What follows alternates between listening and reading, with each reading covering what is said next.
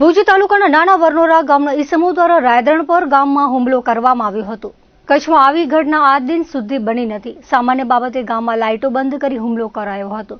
આ ઘટનામાં પોલીસે ગુનો દાખલ કર્યો। તે પૈકી ઘણા આરોપીઓ હજુ ફરાર છે। માત્ર વીજ કનેક્શન કપાયા છે। આ સિવાય અન્ય કોઈ કાર્યવાહી થઈ નથી। જો ધાક બેસાડતી કાર્યવાહી નહીં થાય તો અસામાજિક તત્વોને મોકળું મેદાન મળશે।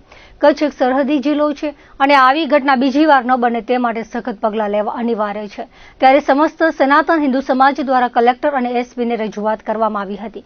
આવેદનપત્રમાં જણાવ્યા મુજબ ગત 29 તારીખે રાતના 10:45 વાગે નાના વરનોરા ગામના ઈસમો દ્વારા હિંસક હુમલો કરવામાં આવ્યો હતો। 100 થી 150 લોકોના ટોળાએ પથ્થરો, ધોકા, પાઇપ, કુહાડી, ધારિયા જેવા ઘાતક હથિયારો સાથે સમગ્ર ગામ પર હુમલો કર્યો હતો। હુમલાખોરોએ બોલેરો ચડાવી દેવાનો પ્રયાસ કર્યો હતો।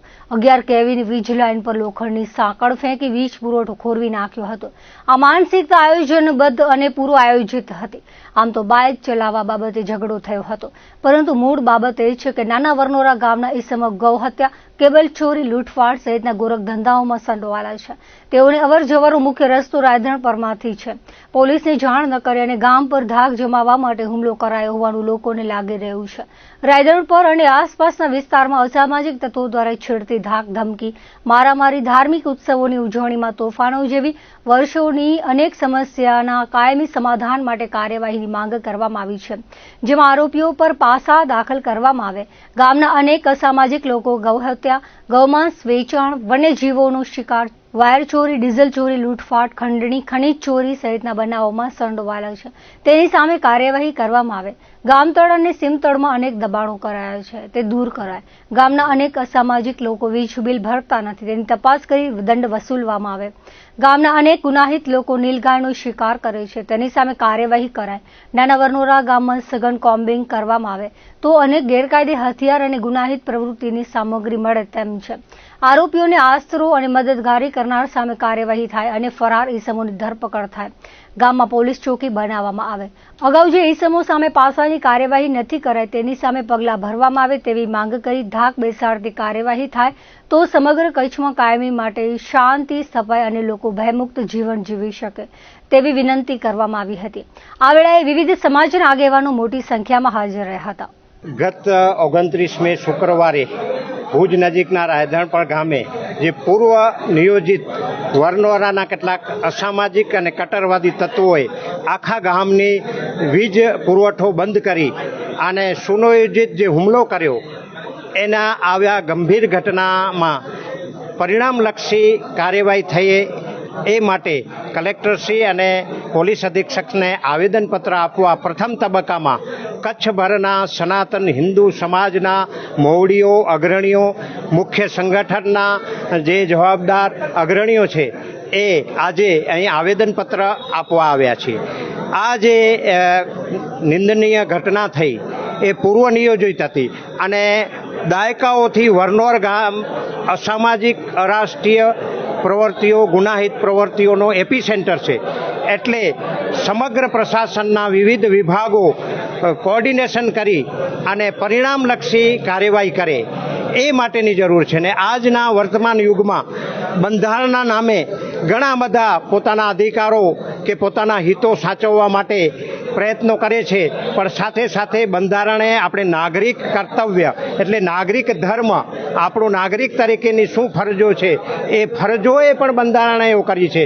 તો આજે આ વર્તમાનમાં કચ્છના દરેક નાગરિક પોતાનો રાષ્ટ્ર ધર્મ, નાગરિક ધર્મ બજાવે।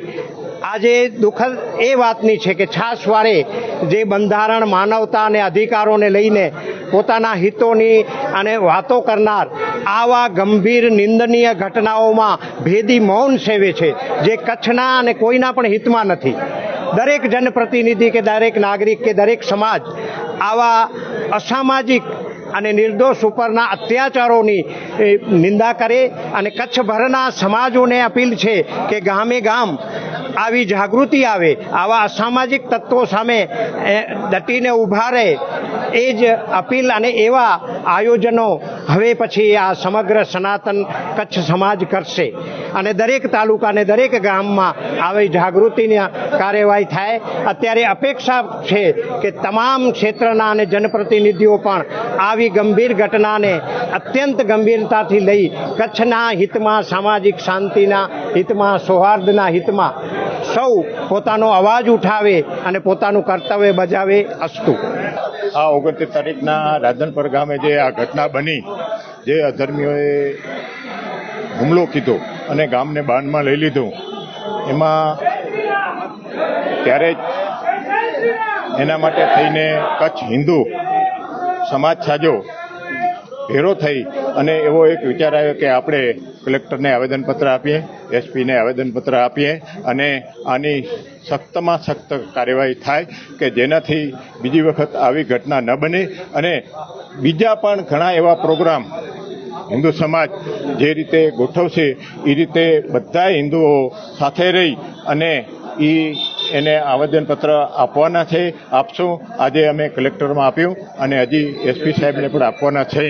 ગામમાં હુમલો થવાનું કારણ કાંઈ નથી, કેમ કે આ ગામ રોડ ઉપર છે એટલે ક્યાંય ને ક્યાંય ખોટા ધંધા કરતા હોય ત્યારે એને અગવડતા થતી હોય કે આ દેખે તો ક્યાંય ને ક્યાંય પોલીસને ખ્યાલ આપે એને હિસાબે, કેમ કે આ ગામ સાજું ગામ એવા જ કામ કરે છે. જ્યારે ગૌ માંસ એમાંથી ઘણા પકડાણા છે, જ્યારે આ કેબલ ચોરીઓ પણ ઘણી થઈ છે અને આ જ સાજા ગામનું આ જ કામ છે. બીજું કે ઘણા ખોટા દબાણો કરી બેઠા છે, ખોટા કનેક્શન લઈ બેઠા છે, એને હિસાબે એને ખોટું બળ પણ મળી રહે છે. જ્યારે અમેને હવે પૂરી ખાતરી છે કે આ પોલીસ સ્ટાફ અને કલેક્ટર સાહેબ આનો ચોક્કસપણે નિવારણ કરશે અને આનો રસ્તો કાઢશે. આ જ્યારે થશે તો બીજી વખત આવો બનાવ ન બને એના માટે થઈ અને કચ્છનો અમે સનાતન હિન્દુ ધર્મ, હિન્દુ સમાજ સાજો ભેરા થઈ અને આ નિર્ણય લઈ અને આ આવેદનપત્ર આપ્યું છે. અને હજી પણ ક્યાંય ને ક્યાંય જરૂર છે ત્યાં કણે અમે એક બધા ભેરા થઈ અને આવા આવેદનપત્ર આપશું અને એના માટે જે કાંઈ કાર્યવાહી કરવી પડશે